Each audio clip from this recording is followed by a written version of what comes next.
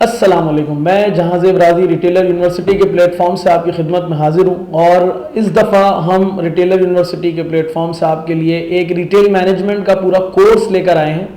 और ये कोर्स जो है वो बहुत ज़्यादा इम्पॉर्टेंट है उन लोगों के लिए जो अपना करियर और फ्यूचर रिटेल से वाबस्ता करना चाहते हैं। यूरोमॉनिटर की रिपोर्ट के मुताबिक पाकिस्तान बहुत तेज़ी के साथ रिटेल के अंदर ग्रोथ करता चला जा रहा है और आने वाले दिनों में ग्रोथ मजीद तेज़ी के साथ होगी। यानी पाकिस्तान की जीडीपी का 18% इस वक्त रिटेल कंट्रीब्यूट कर रहा है और रिटेल इस वक्त जॉब सेक्टर के एतबार से दूसरा बड़ा सेक्टर बन चुका है। तो अगर आपने अभी तक हमारे चैनल को सब्सक्राइब नहीं किया है तो हमारे यूट्यूब चैनल को ज़रूर सब्सक्राइब कर लें, और अगर आपने अभी तक हमारे पेज को लाइक नहीं किया है तो रिटेलर यूनिवर्सिटी के पेज को ज़रूर लाइक कर लें। आज हमारे इस पूरे रिटेल मैनेजमेंट के कोर्स की पहली क्लास है जिसको हम कहेंगे इंट्रोडक्शन टू रिटेल।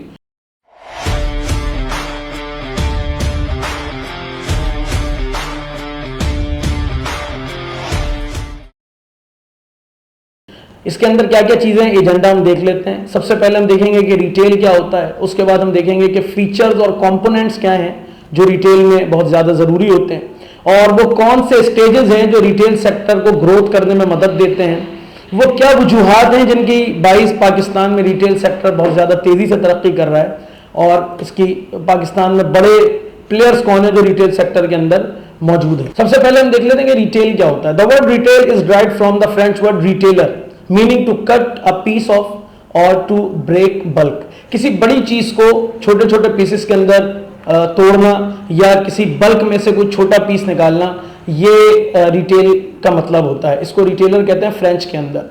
वैसे रिटेलर या रिटेलिंग होती क्या है, आमतौर पे वो शख्स जो अपने ज़ाती इस्तेमाल के लिए या अपनी फैमिली के इस्तेमाल के लिए, यानी एंड यूज़र वो खुद हो, चीज़ इस्तेमाल कर रहा हो, उसको रिटेल कहते हैं, जिसमें एक शख्स बेचने वाला होता है और एक शख्स खरीदने वाला होता है। ये रिटेलिंग की बेसिक डेफिनेशन है। सबसे अहम, अगर आप रिटेल के अंदर आना चाहते हैं और रिटेल को एज अ प्रोफेशन ज्वाइन करना चाहते हैं तो आपको पोर्टर्स 5 फोर्स मॉडल ज़रूर पता होना चाहिए। ये इंडस्ट्री कॉम्पिटिटिवनेस के कुछ पैरामीटर्स हैं जो पोर्टर्स ने दिए थे। उसके अंदर सबसे अहम तरीन चीज़ है वो रिवाइवरी अमंग एग्जिस्टिंग कॉम्पिटिटर्स। जो कॉम्पिटिटर्स इस वक्त मौजूद हैं उसमें आप कहाँ खड़े हैं। दूसरा, ये हमेशा बात जहन में रखिए कि जब भी आप किसी फील्ड के अंदर आते हैं तो थ्रेट्स ऑफ न्यू एंट्रेंट्स हमेशा रहते हैं। वो आपको देखना होगा कि पाकिस्तान में बहुत तेजी के साथ रिटेल ग्रोथ कर रहा है तो आप उस फैक्टर को नज़रअंदाज नहीं कर सकते। सिर्फ 2016 से 2021 तक यूरोमॉनिटर की रिपोर्ट के मुताबिक तकरीबन 1 मिलियन रिटेल स्टोर्स का इजाफा पाकिस्तान के अंदर हो गया है। इसी तरह थ्रेट ऑफ सब्सटीट्यूट्स, यानी एक प्रोडक्ट आपने रखी हुई है तो वो प्रोडक्ट्स मजीद और भी बहुत सारे स्टोर्स पे आपको बासानी दस्तयाब हो सकती हैं, तो इसका थ्रेट भी आपको लगा रहेगा। ये तकरीबन मॉडरेट है, बराबर लेवल का है। इसी तरह बार्गेनिंग पावर ऑफ बायर्स, ये भी आपको मॉडरेट लेवल पे मिलेगी। हर तरफ आपको खरीदार जो हैं वो कम ज़्यादा होते रहेंगे, कभी आपके पास आएंगे, कभी किसी और के पास चले जाएंगे। इसी तरह एक और फैक्टर जो है वो बार्गेनिंग पावर ऑफ सप्लायर्स है। ये हमेशा लो होगा बहुत ज़्यादा, क्योंकि उनके पास मार्जिन बहुत ज़्यादा है, मार्केट बहुत बड़ी है, तो उनको कोई इशू नहीं है। तो ये कुछ आपको हमेशा जो पोर्टर्स 5 फोर्स मॉडल है इसको हमेशा अपने जहन में रखना है जब भी आप रिटेल सेक्टर के अंदर आना चाहते हैं, रिटेल से रिलेटेड कोई भी बिजनेस शुरू करना चाहते हैं। अब हम बात करेंगे पाकिस्तान में जो रिटेल इंडस्ट्री एवोल्यूएट कर रही है उसके अंदर क्या क्या चीज़ें शामिल हैं।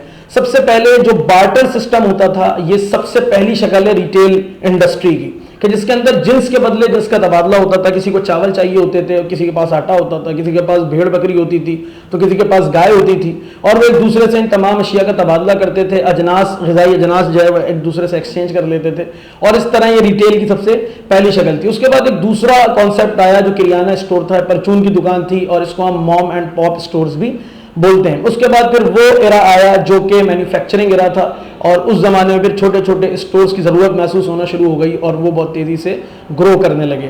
उसके बाद it was a sellers market till this point of time with limited number of brands available. उसके बाद एक टाइम आया जब बहुत लिमिटेड नंबर ऑफ ब्रांड्स थे और लाजिम बात है उनकी मोनोपोली थी, वो बहुत ज़्यादा रूल कर रहे थे दुनिया के अंदर। लेकिन फिर पाकिस्तान की जब हम स्पेशली बात करते हैं तो सन 2000 के तकरीबन मिड में पाकिस्तान में कुछ बड़े स्टोर्स ने एंट्री दी और फिर वो यहाँ पे खुलना शुरू हो गए, और उसके बाद फिर तकरीबन 2008-9 के बाद पाकिस्तान में हाइपर मार्केट और सुपर मार्केट का एक जो दौर है वो शुरू हो गया, जिसने बहुत तेज़ी से पाकिस्तान में ग्रो करना शुरू कर दिया। जब हम रिटेल सेक्टर की बात करते हैं, रिटेल इंडस्ट्री की बात करते हैं, तो हम की सक्सेस फैक्टर्स की भी बात जरूर करेंगे। उसके अंदर क्या क्या चीजें हैं वो हम देख लेते हैं। सबसे अहम तरीन चीज है इफेक्टिव फोरकास्टिंग। मार्केट के अंदर क्या आने वाला है फोरकास्ट करेंगे। आपको अंदाजा होना चाहिए कि अगले कुछ सालों के अंदर मार्केट कहां खड़ी होगी, क्या नई नई टेक्नोलॉजीज आ जाएंगी, क्या चीजें होंगी जो सिर्फ ऐप के थ्रू हो रही होंगी, ऑनलाइन बिजनेस कहां खड़ा होगा, या कौन सी प्रोडक्ट्स होंगी जो आपको बहुत ज्यादा जरूरी होंगी अपने पास मर्चेंडाइज करने के लिए। इसी तरह एक रिटेलर के लिए सबसे इंपॉर्टेंट चीज उसकी बैलेंस शीट होती है, उसका प्रॉफिट एंड लॉस होता है, उसकी सेल होती है, इसके ऊपर उसकी सबसे ज्यादा फोकस होना चाहिए। तीसरी चीज स्टॉक कंट्रोल है। अगर उसका अपने स्टॉक पे कंट्रोल नहीं है तो इसका मतलब है कि वो लॉस कर जाएगा या लूज कर जाएगा। इसलिए बहुत जरूरी है कि उसका स्टॉक मैनेजमेंट बहुत मजबूत होना चाहिए। और फोर्थ चीज जो है वो प्रॉक्सिमिटी टू मार्केट है, यानी कि उसके ऊपर वो जवार में कोई ना कोई ऐसी जगह जरूर वो तलाश करे जहां पे वो अपना रिटेल या किराना स्टोर शुरू कर सके।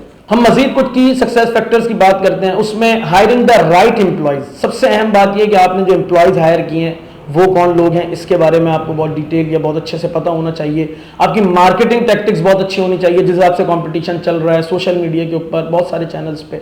बाइंग द राइट मर्चेंडाइज, आप जिससे माल खरीद रहे हैं, जिससे आप सामान उठा रहे हैं, वो कौन है और आपको कितने मार्जिन की बचत हो रही है, ये बहुत ज्यादा इंपॉर्टेंट है। और सबसे अहम बात कस्टमर सर्विस है, और कस्टमर सर्विस हमेशा माल बेचने के बाद शुरू होती है। यानी जब आपने माल बेच दिया उसके बाद अब जब कस्टमर आपके पास आएगा तो आपकी एक्सचेंज की या रिफंड की पॉलिसीज क्या हैं, इस पे भी आपका डिपेंड करता है कि आप किस हद तक सक्सेस करेंगे या ग्रो कर जाएंगे।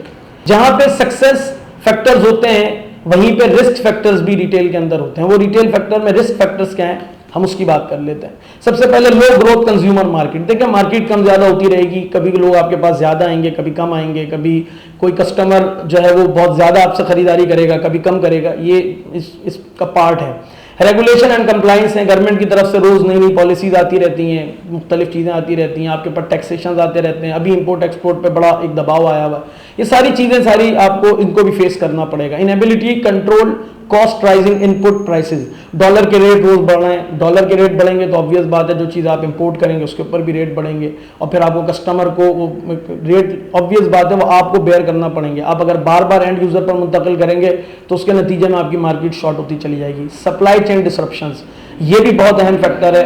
अगर जो लोग आप तक सप्लाई चेन आप देखते होंगे, अक्सर खबरों में आ जाता है कि जी जो आपके ट्रॉलर्स वाले उन्होंने हड़ताल कर दी है या पोर्ट पे हड़ताल हो गई है, उसकी वजह से पीछे सप्लाई चेन रुक गई है, तो ये फैक्टर्स भी आपको फेस करने पड़ेंगे। Inability to penetrate emerging markets, जो मार्केट इमर्ज कर रही हैं उनमें आप किस तरह अपने आप को पेनिट्रेट करते हैं, ये बहुत अहम है, वरना जो अपडेट और अपग्रेड नहीं करता वो आहिस्ता आहिस्ता पीछे होता चला जाता है। Volatility in commercial real estate markets, obvious बात है कि बहुत सारे रियल एस्टेट मार्केट प्लेयर्स बैठे हुए हैं जो कभी किसी प्रॉपर्टी को कम करते हैं, कभी ज़्यादा करते हैं, तो आपका रिटेल स्टोर कहाँ पर है और उसकी क्या वर्थ और क्या वैल्यू बनती है, ये सारी चीज़ें भी रिस्क फैक्टर के अंदर शामिल हैं।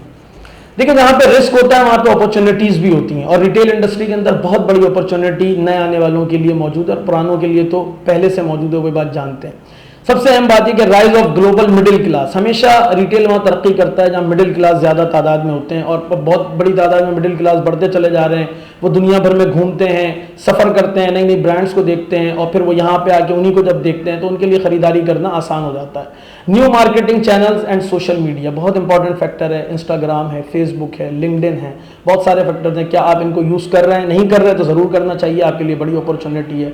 मल्टी चैनल अप्रोच, एक से ज़्यादा सोर्सेज और चैनल्स बनाएं जहाँ आप अप्रोच कर सकें।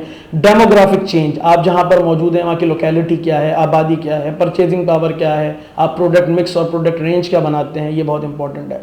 आप अपना प्राइवेट लेबल क्रिएट करते हैं कि नहीं करते हैं। Launching new products and services, मुसलसल कोई ना कोई नई सर्विसेज या प्रोडक्ट्स अपने पास लेके आते रहिए।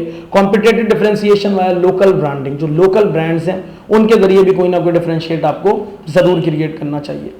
तो ये हमारा ओवरऑल कंक्लूजन था जिसके ऊपर हमने डिस्कस किया है। होपफुली कि आपको ये वीडियो पसंद आई होगी। अगर आप अपना करियर रिटेल में बनाना चाहते हैं तो इस सीरीज़ के साथ ज़रूर जुड़े रहिए ताकि आपको और बहुत सारी वीडियोस हमारे चैनल पे देखने को मिलती रहें। Thank you very much.